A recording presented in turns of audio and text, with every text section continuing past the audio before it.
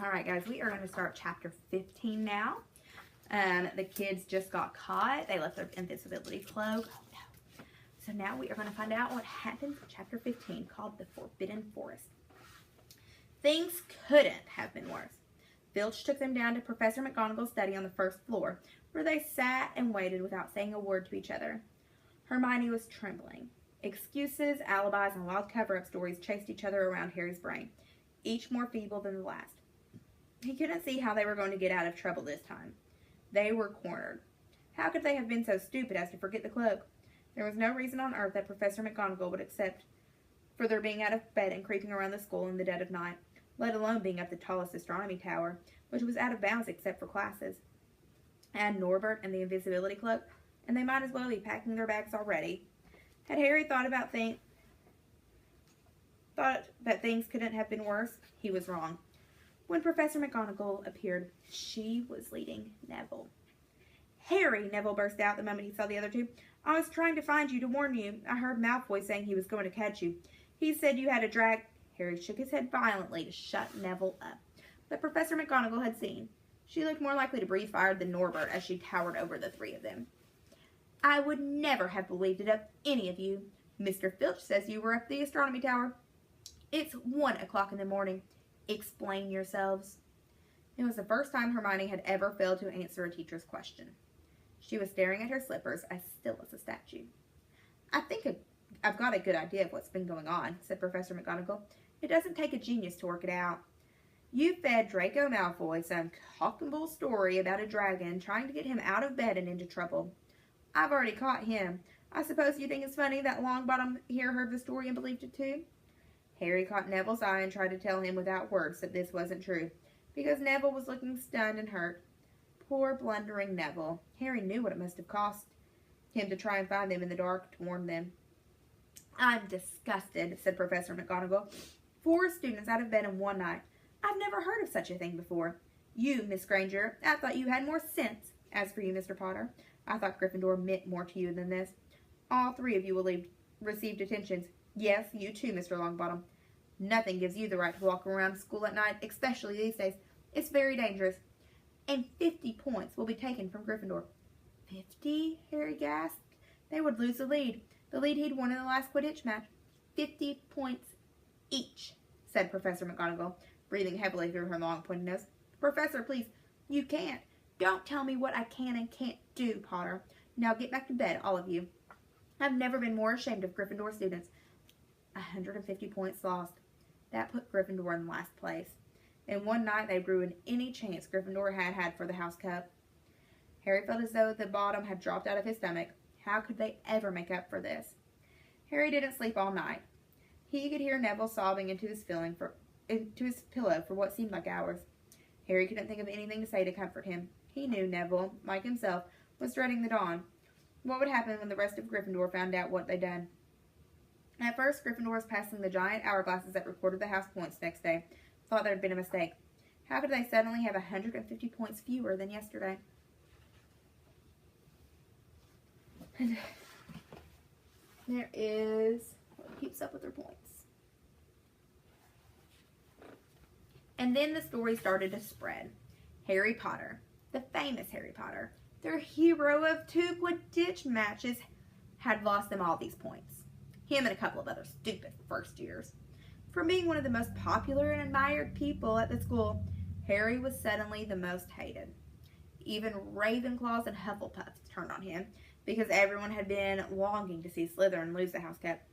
Everywhere Harry went, people pointed and didn't trouble to lower their voices as they insulted him.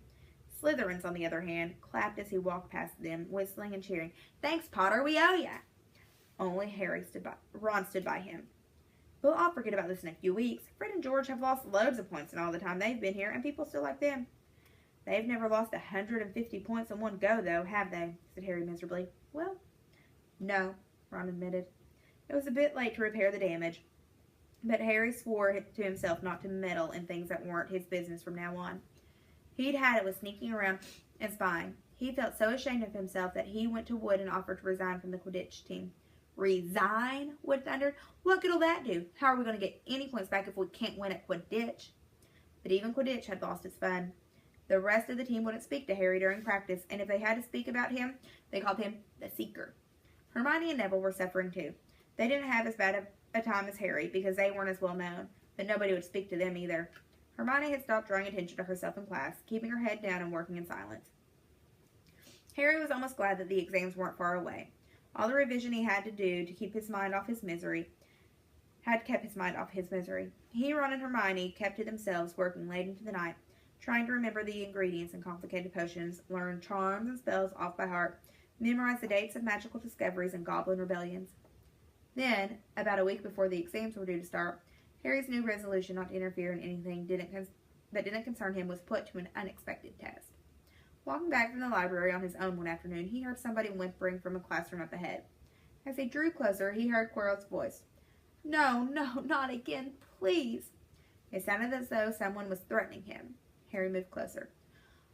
All right, he heard Quirrell sob. Next second, Quirrell came hurrying out of the classroom, straightening his turban.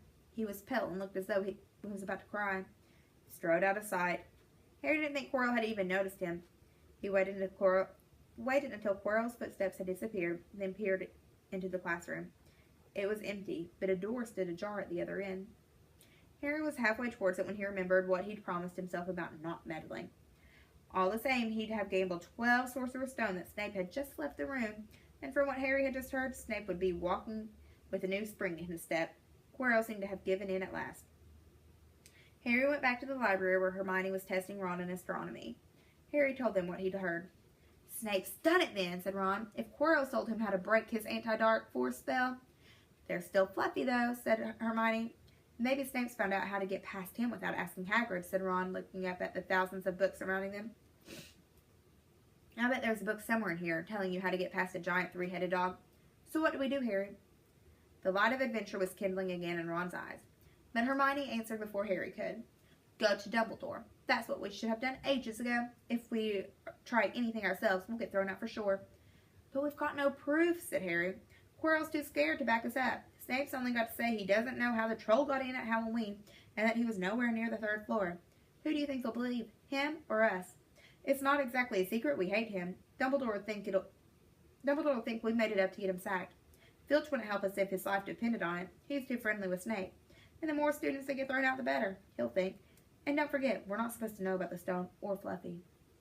"That'll take a lot of explaining." Hermione looked convinced, but Ron didn't.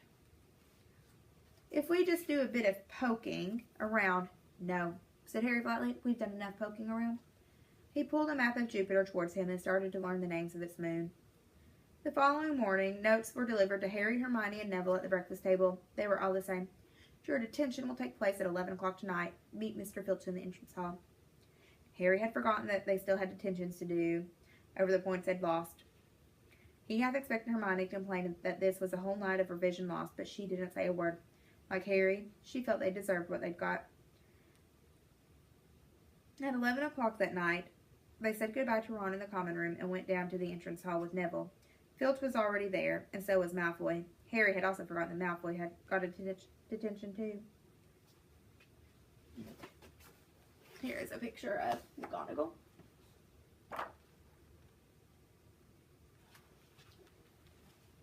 "Follow me," said Filch, lighting a lamp and leading them outside. "I bet you'll think twice about breaking a school rule again. Won't you, he continued, leering at them. "Oh, yes, hard work and pain are the best teachers, if you ask me. It's just a pity they let the old punishments die out. Hang you by your wrist from the ceiling for a few days. I've got the chain still in my office. Keep them well oiled in case they're ever needed. Right, off we go, and don't think of running off now. It'll be worse for you if you do." They marched off across the dark grounds. Neville kept sniffing. Harry wondered what their punishment was going to be. It must be something really horrible, or Filch wouldn't be sounding so delighted.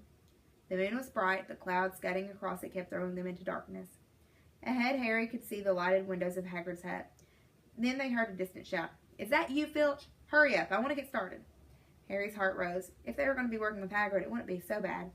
His relief must have showed in his face because Filch said, "I suppose you think you'll be enjoying yourself with that oath? Well, think again, boy. It's into the forest you're going, and I'm much mistaken if you'll all come out in one piece." At this, Neville let out a little moan, and Malfoy stopped dead in his tracks. "The forest?" he repeated. "We can't go in there at night. There's all sorts of things in there. Werewolves, I've heard. Neville clutched the sleeve of Harry's robe and made a choking noise. That's your lookout, isn't it? Said Filch, his voice cracking with glee. Should have thought of them werewolves before you got in trouble, shouldn't you? Hagrid came striding towards them out of the dark, Fang at his heel. He was carrying his large crossbow and a quiver of arrows hung over his shoulder. About time, he said. I've been waiting for half an hour already. All right, Harry? Hermione? I shouldn't be too friendly to them, Hagrid, said Filch coldly. They're here to be punished at all. That's why you're late, is it? Said Hagrid, frowning at Filch. Been lecturing them, eh?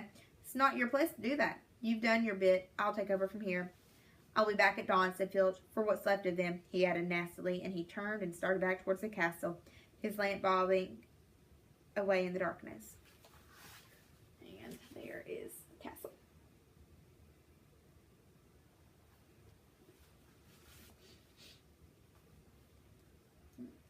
Malfoy now turned to Hagrid. I'm not going into the forest, he said, and Harry was pleased to hear the note of panic in his voice. You are if you want to stay at Hogwarts, said Hagrid fiercely. You've done wrong, and now you've got to pay for it. But this is servant stuff. It's not for students to do. I thought we'd be writing lines or something. If my father knew I was doing this, he'd... Tell you how that's how it is at Hogwarts, Hagrid growled. Writing lines, what's good that's for anyone?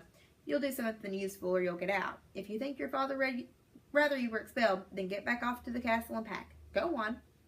Malfoy didn't move. He looked at Hagrid furiously, but then dropped his gaze. Right then, said Hagrid. Now listen carefully, because it's dangerous what we're going to do tonight, and I don't want no one taking risks.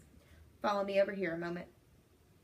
He led them to the very edge of the forest, holding his lamp up high. He pointed down a narrow, winding earth track that disappeared into the thick black trees. A light breeze lifted their hair as they looked into the forest. Look there, said Hagrid. See that stuff shining on the ground? Silvery stuff? That's unicorn blood. There's a unicorn in there been hurt badly by something. This is the second time in a week. I found one dead last Wednesday. We're going to try and find the poor thing. We might have to put it out of its misery. And what if whatever hurt the unicorn finds us first? Said Malfoy, unable to keep the fear out of his voice. There's nothing that lives in the forest that'll hurt you if you're with me or Fang, said Hagrid. And keep to the path. Right now, we're going to split into two parties and follow the trail in different directions. There's blood all over the place. It must have been staggering around since last night at least. Here is the Forbidden Forest with a unicorn in it.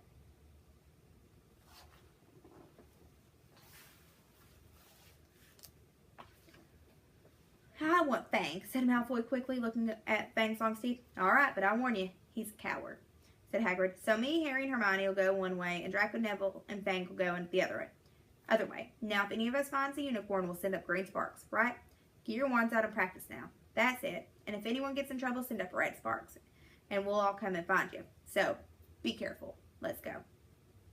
The forest was black and silent. A little way into it, they reached a fork in the earth path, and Harry, Hermione, and Hagrid took the left path while Malfoy, Neville, and Fang took the right. They walked in silence, their eyes on the ground. Every now and then a ray of moonlight through the branches above lit a spot of silver-blue blood on the fallen leaves. Harry saw that Hagrid looked very worried. Could a werewolf be killing the unicorns? Harry asked. Not fast enough, said Hagrid. It's not easy to catch a unicorn. They're powerful magic creatures. I never knew one to be hurt before. They walked past a mossy tree stump. Harry could hear running water. There must be a stream somewhere close by. There were still spots of unicorn blood here and there along the winding path. You all right, Hermione? Hagrid whispered. Don't worry, it can't have gone far if it's this badly hurt, and then we'll be able to get behind that tree. Hagrid seized Harry and Hermione and hoisted them off the path behind a towering oak. He pulled out an arrow and fitted it into his crossbow, raising it, ready to fire. The three of them listened. Something was slithering over dead leaves nearby. It sounded like a cloak trailing along the ground. Hagrid was squinting up the dark path, but after a few seconds, the sound faded away. I knew it, he murmured. There's something in here that shouldn't be. A werewolf? Harry suggested. That wasn't no werewolf, and it wasn't no unicorn neither, said Hagrid grimly. Right, follow me, but careful now. They walked more slowly, ears straining from the faintest sound. Suddenly, in a clearing ahead, something was definitely moved. Who's there? Hagrid called. Show yourself, I'm armed. And into the clearing came, was it a man or a horse? To the waist, a man with red hair and beard, but below that was a